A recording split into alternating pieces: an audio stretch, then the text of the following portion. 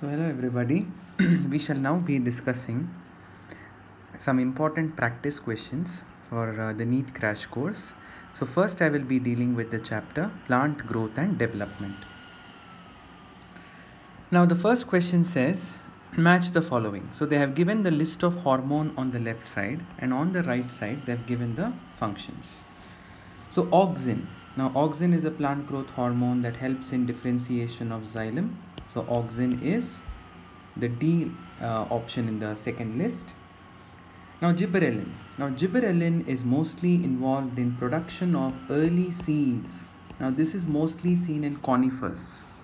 So conifers can attain maturity at a quicker time and they can produce more number of seeds. So gibberellin is involved in early seed production. Ethylene. Now ethylene helps the flooded rice plant in order to show petiole elongation as well as the internode elongation. So it is C.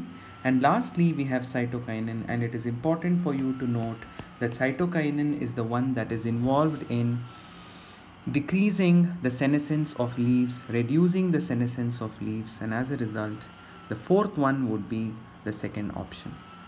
Okay, so based on what I have matched over here, the correct answer would be the third option according to the list. Now the second question is again a match the following question. Now in the second question what you can see is again they have given the name of hormones in the first list and the chemical names of this particular hormone on the second list. So auxins, as you all are aware, the naturally occurring auxin is indole acetic acid, correct? Then gibberellic acid or gibberellin is Ga3. We have seen that it is named as Ga. Ga stands for gibberellic acid. And then we have seen cytokinin. Now cytokinin, a naturally obtained cytokinin, is zeatin from the corn kernel and coconut milk. So it is the option T in list 2. And dormin is usually one of the substances that was extracted, that was isolated from plants, and they exhibited properties similar to growth inhibiting properties similar to abscisic acid. So this is the correct list, correct match the following. So according to the answer, it is the third option in the list. Seed dormancy in tomato seeds is due to. Now it is seen that tomato seeds, now you all buy tomato from the market, but the seeds don't germinate even though there's a lot of moisture in tomato, because tomato is a fruit.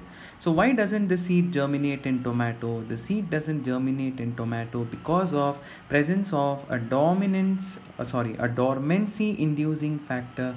The dormancy inducing factor that is present in the tomato pulp is called the ferulic acid. So the correct answer is ferulic acid. Okay. Then we have a method to break the seed dormancy by subjecting it to repeated low and high temperatures. Such a method which is used to break the seed dormancy is called stratification. Okay.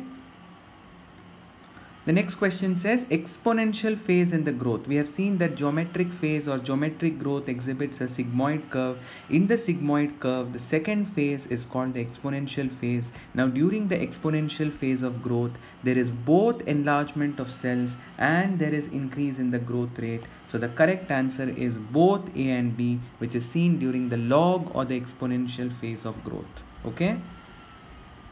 The sixth question says find the incorrect statement. The first statement says decapitation. Decapitation means, please remember, removing the stem apex, removing the shoot apical meristem, results in the growth of axillary buds. Very true, because it is always the apical bud which dominates. It's called apical domination. So the first statement is true. Turgidity of the cell helps in extension of growth. Yes, because turgidity is what brings about elongation of cells, and that makes the cells become much more bigger in size, and therefore it helps in elongation of root, for example.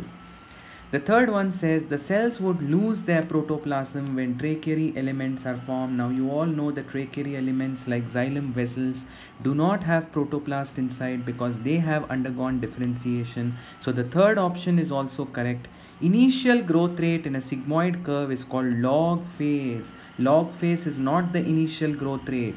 The initial growth phase is called the lag phase. So it is only the last statement. So the correct answer is only D is incorrect in this particular question. The seventh question says auxins promote apical dominance by suppressing the activity of lateral buds. Very correct, because auxins are synthesized in the shoot apex and they dominate the lateral buds. So they suppress the activity of the lateral buds. That's why the lateral buds don't form branches just below the apical bud, isn't it? Periodic decapitation means removal of the shoot tip that is done in horticulture makes the plant bushy. Why does it make the plant bushy? Because it allows the lateral buds to grow. When you cut away or cut off the apical meristem, then you are allowing the axillary meristem to grow, and as a result the plant stops growing vertically, it starts growing horizontally to become a bush and it is used in growing hedges in horticulture, isn't it? Yes, so it is both statement 1 and statement 2 are correct. The eighth question says the leaves of Mimosa pudica, which is called the touch me not plant, it is touch sensitive plant. You all must have, whenever you touch the leaf of this plant, the leaves curl up into a bundle, and that is because there are changes associated with the turgor pressure that is seen in the base of the leaf, or what is referred to as the leaf base or the hypopodium. Okay, that is where you can see the changes happening in the turgor pressure, and that causes the leaves to curl or to shrink. Plants growing under prolonged water stress. Now they have lot of water stress, as in they have very little water to make do with. So as a result, what is the best option that a plant would do? The plant would shed off its older leaves, because the older leaves have attained maximum growth rate. They have become broader in size. They are consuming more water. So if you shed off the older leaves, you can maintain the younger leaves in the plant body. So during this time, the plant makes an adjustment by shedding off its older leaves. Okay. The seasonal activity of cambium. Now what is cambium? All of you are aware that cambium is nothing but meristematic tissue, and this meristematic tissue is involved in secondary growth. So it is not something that is active during the early stages of the life of a plant. It is active when the plant is transforming to becoming a tree, to becoming a woody plant, isn't it? So cambium is meristematic tissue, and mostly meristematic tissue is under the influence of the volatile plant growth regulator, which is actually having a dual role. We had discussed in the synopsis that ethylene has a dual role. So this seasonal activity is under the direct influence of ethylene, which can function under certain circumstances as a growth inhibitor and under certain circumstances as a growth promoter. Okay. Find the odd one out with respect to seed dormancy. Now, among all the given options, the dormancy is most evidently found in Trigonella Phenum Greecum, and it is simply referred to as the fenugreek. You all know fenugreek, you use regularly in your kitchen. It is a seed variety which you can store in containers, in airtight containers, and for a very long time the seeds do not germinate. That's why among all the given ones, Trigonella is the odd one out, because that exhibits the most prominent, you can say it exhibits the most evident form of seed dormancy. The pigment concerned with various photomorphogenetic movement. Now they have identified that plants have certain pigments in them which are responsible for movements of the plant, which are also responsible for, say, how the plants detect the changes in the light and dark duration. And this plant pigment has been given a name. It has been called as phytochrome. Now what this phytochrome does is it has a positive effect on membrane permeability, because it has to move from one plant organ to another plant organ, and once it reaches a target site, it has to be picked up by the target cells. So obviously it should make sure that the membrane permeability is more, so that it can easily diffuse from one cell to another cell, and it can pass to all the parts of the plant body. Okay. So phytochrome is the pigment that is concerned with plant morphogenesis, movements associated with plants. Like for example, we have seen movements like trophic movements, isn't it? And most importantly, this phytochrome, as I told you, is involved in detecting the daylight and the darkness, which has a direct influence on the differentiation of the floral primordium and flowering in the plant. Okay.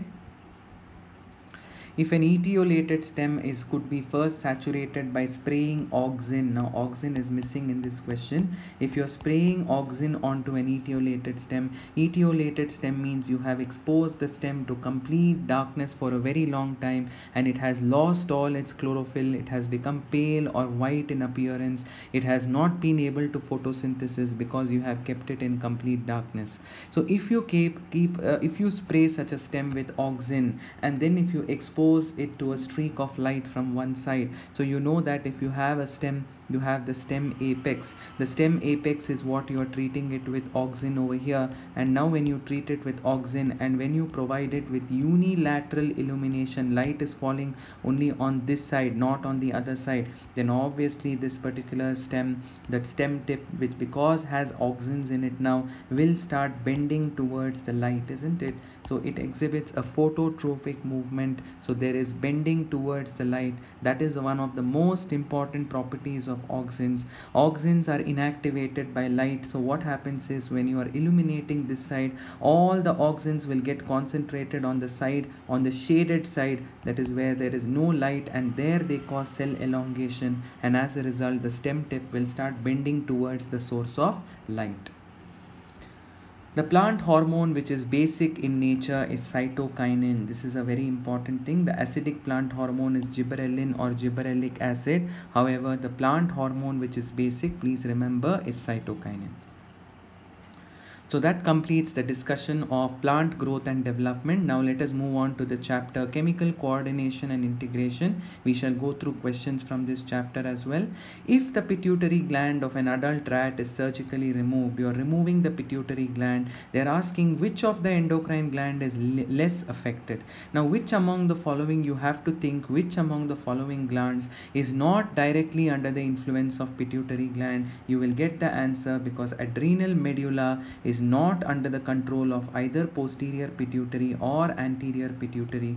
So adrenal medullary function will be less affected if you remove the pituitary gland surgically. Please remember, the pituitary gland produces a hormone called adrenocorticotropic hormone which stimulates the adrenal cortex. It releases a hormone called thyroid stimulating hormone which stimulates the thyroid gland. It releases a hormone called gonadotropins, that is, there are two gonadotropins, one is FSH and LH, which activates the gonad, but it does not release any hormones which has an influence on adrenal medulla. So adrenal medulla will be less affected if you remove the pituitary gland surgically. Okay. Acromegaly. Now acromegaly, I had told you in the synopsis, it is a condition which is associated with severe disfigurement of the face. It is seen due to over secretion of growth hormone in adulthood. We had learned that it is mostly in middle-aged people when they have excessive secretion of growth hormone. Their hands and their feet and their face, the bones in these parts of their body will start growing disproportionately, and they will exhibit a disease that is referred to as acromegaly, isn't it? So the answer is over secretion of growth hormone in adulthood, to be very specific, in middle-aged people. A substance called antidiuretic hormone. Now here I would like you to recall, what is another name for antidiuretic hormone? Antidiuretic hormone is also referred to as vasopressin. Now what this antidiuretic hormone does is, that it is secreted by the pituitary gland. So it starts off, the option itself starts off with a pituitary secretion which stimulates the reabsorption of water from the glomerular filtrate. Now where does this vasopressin mostly act? The vasopressin mostly acts on the collecting duct of the nephron. You all have learned the structure of the nephron. Principally, it acts on the collecting duct, and it stimulates the collecting duct to take back water from the urine and thus concentrating the urine. So remember, it helps in reabsorption of water. And in synopsis, we had learnt why it is called antidiuretic hormone, because when the vasopressin is acting normally, the person will produce concentrated urine, not highly concentrated, the normal concentrated urine. And this condition where there is production of normal concentrated urine is very, very important to prevent what? To prevent dehydration. To prevent dehydration, because you are taking away the water from the urine back into your blood, and therefore you are conserving the precious water, you are not unnecessarily losing the water from your body. That's why it is called anti-diuretic hormone. Now suppose we had discussed that if a person has low levels of secretion of ADH, this is also important. Please remember, if a person is suffering from deficiency of anti-diuretic hormone, then the water reabsorption does not happen, so he will experience loss of water in urine. And this condition where there is excessive loss of water in urine, that is formation of dilute urine, is referred to as diuresis. Since anti-diuretic hormone prevents this from happening, it is called anti-diuretic. Otherwise, loss of excessive water in urine, frequent urination, which is diuresis, and this condition is seen. The name given to this disease is diabetes insipidus. Don't get confused with diabetes mellitus. Diabetes mellitus is due to deficiency of insulin, but here due to deficiency of ADH, a person produces lot of dilute urine, repeated or frequent urination is seen, there is loss of water in the urine, that is called diuresis, and this medical condition is called diabetes insipidus. Okay, so here the correct answer is the third option. It is a pituitary secretion which promotes reabsorption of water from the glomerular filtrate or the primary urine. Median eminence is a part of neurohypophysis. Now you all know that there is a pituitary, there is a hypothalamus above, and this hypothalamic region through a stalk. What is this stalk called? The infundibulum. It is continuing with the posterior lobe of pituitary, and then I had told you there is a tubular part to anterior pituitary and a bulged part to the anterior pituitary, isn't it? So we had discussed. Now this part of the hypothalamus, from where the infundibulum, this is the infundibulum or the stalk, isn't it? So from the part from which the infundibulum continues is referred to as the median eminence, and therefore it is directly associated among all the given options here. It is directly associated with, what is this shaded portion I'm talking about? The posterior lobe of pituitary, which is referred to as the neurohypophysis or pars nervosa. So remember that median eminence is a part of hypothalamus, from which what comes down? The stalk of the pituitary. We had labeled the stalk of the pituitary as simply as the stalk, or it can be called as infundibulum. And what is this part which is continuous with the infundibulum? This part is the posterior lobe of pituitary gland. It is called the neurohypophysis. And what is this part of the lobe, the bulged part in the front? This is pars distalis, isn't it? Pars distalis is the swollen part, and the tubular part we had learnt, the tubular part is called pars tubularis, and pars distalis and pars tubularis collectively they form the anterior lobe of pituitary. This anterior lobe of pituitary is called the adenohypophysis. So the answer to this question is median eminence, which is related to neurohypophysis. Okay. At menopause, there is a increase in urinary excretion of follicle stimulating hormone. Now why there is increased urinary excretion? Because when generally during menopause there is no menstrual cycle, there is no estrogen and progesterone, so the pituitary gland tends to start producing excess amounts of FSH, and as a result it shows up in the urine for a temporary period in a menopause woman. Okay. Secretion of estrogen is promoted by, now estrogen is secreted by the growing ovarian follicles, please remember. And how do the ovarian follicles secrete estrogen? Under the influence of a hormone secreted by your anterior pituitary, which is called the follicle stimulating hormone. So the answer is follicle stimulating hormone. Anterior lobe of pituitary, we already discussed. The anterior lobe of pituitary is nothing but, what is the technical term for the anterior lobe of pituitary?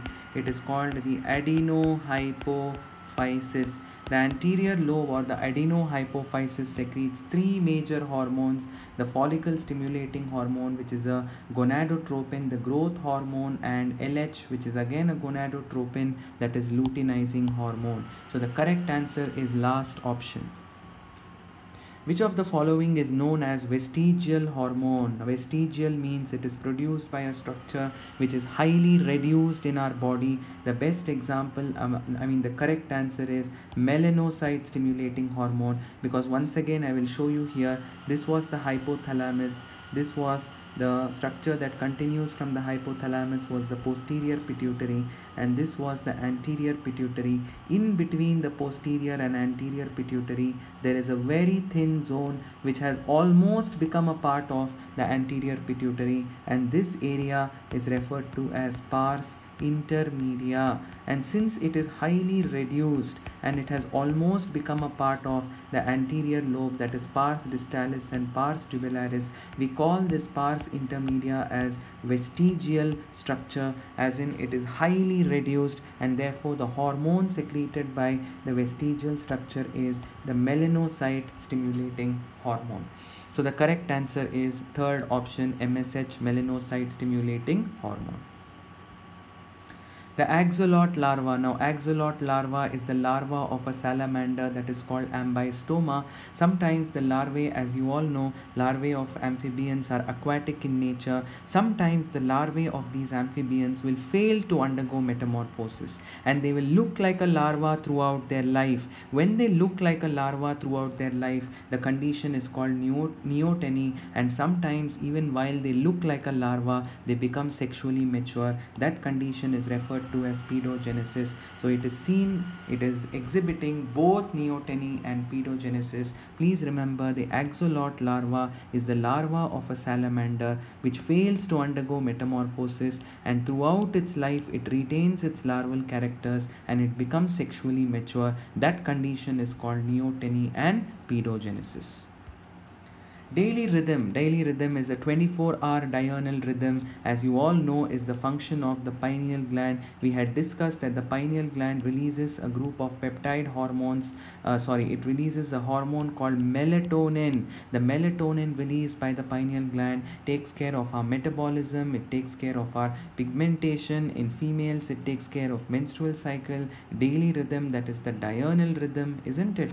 And also our immune function. So basically, the pineal gland is responsible for the hormone. Please remember, the hormone secreted by the pineal gland is called the melatonin. Melatonin is the hormone that is secreted by the pineal gland. Which of the following is not a hereditary disease? Cretinism is not a hereditary disease because cretinism is seen in children due to hypothyroidism. Suppose when the child was in the mother's womb, the mother had suffered from hypothyroidism, then the child is born with the condition, so it is seen in children, okay, in a child, that is probably a newborn child, because when the mother was pregnant she had hypothyroidism. So if they ask you hypothyroidism in children, in child, it is referred to as cretinism. Cretinism means stunted growth. There is stunted growth, abnormal skin, deaf mutism, mental retardation, and so pigmentation also is altered. That's why it's called abnormal skin. So these are the symptoms of cretinism, which is not a genetic disease, but it is due to low secretion or hypothyroidism of thyroid hormones, and in a child that is born to a mother who during pregnancy had hypothyroidism. Okay. Which of the following is a salt balancing hormone? When you think of salt, you have to think of sodium, you have to think of potassium, you have to think of calcium, you have to think of phosphorus, basically ions. Now, which of the following is involved in ionic balance in our body? It is the mineralocorticoid, because remember, the major mineralocorticoid in our body is the aldosterone. And if you all remember, aldosterone acts on the distal convoluted tubule, the DCT of your nephron, and stimulates reabsorption of sodium and excretion of potassium and calcium and phosphorus. So this aldosterone regulates the maintenance of the salt balance in the body, the ionic balance in the body, and that's why it is said to be a salt balancing hormone. Okay, I hope you all know that aldosterone or mineralocorticoid is basically a secretion of the adrenal. They are nothing but hormones of the adrenal cortex. So you should remember here that they are the hormones of adrenal cortex.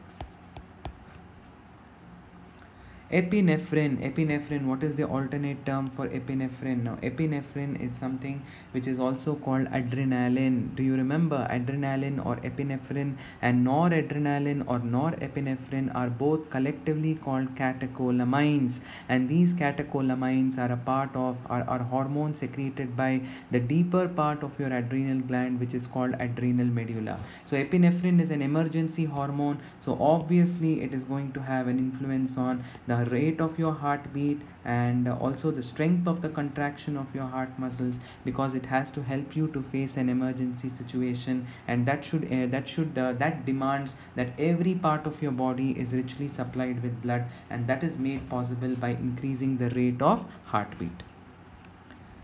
Hashimoto's thyroiditis. Now, Hashimoto's thyroiditis, as I told in the name itself, it is a hormone, it is a disease associated with thyroid gland. It is a kind of a disease that we call as an autoimmune disease. Why is it called an autoimmune disease? In an autoimmune disease, normally our immune system is supposed to protect our body organs. But in case of Hashimoto's thyroiditis, a person's immune system will start destroying his own thyroid gland, and that results in a condition called Hashimoto's thyroiditis. So when your immune system, instead of protecting your body cells, when they turn against your body cells, when they start destroying your own body cells instead of protecting them, we call it as an autoimmune condition. Muscular tetany. Now, tetany is a condition where there is involuntary rapid contraction and relaxation of muscles. Now, tetany is because of one important thing you have to remember: low blood calcium level. Now, when I say that tetany is because of low blood calcium level, you have to think of a hormone which is responsible for increasing the blood calcium level, and that hormone is deficient in this case. So the answer is parathyroid hormone. The job of parathyroid hormone is to increase your blood calcium level and therefore prevent it from becoming too low. But since a person here is suffering from deficiency of parathyroid hormone, his blood calcium level will come down, and that will cause a disease, a condition called tetany. So that's why parathyroid hormone, which keeps your blood calcium level high always, it is referred to as the hypercalcemic hormone. So the reason why parathormone is called hypercalcemic hormone is its job is to increase your blood calcium level. And when you have less of parathyroid hormone, which is simply called PTH or parathormone, that time obviously your blood calcium level will come down, and that leads to a condition that is referred to as muscular tetany. I hope you remember that one of this, that is parathormone, is responsible for increasing the blood calcium. Now, just for you to remember, you find out and tell me, you find out and write down the answer somewhere, which is the hormone responsible for bringing down the blood calcium level. I called parathormone as a hypercalcemic hormone because it increases your blood calcium level. Your job is to find out which is the hormone that brings down the blood calcium level. So we can call that X hormone as hypocalcemic hormone. So which is the hypocalcemic hormone? You will find out. So with this, we will complete the practice questions of NEET crash course from 2 chapters: plant growth and development and chemical coordination and integration. Thank you.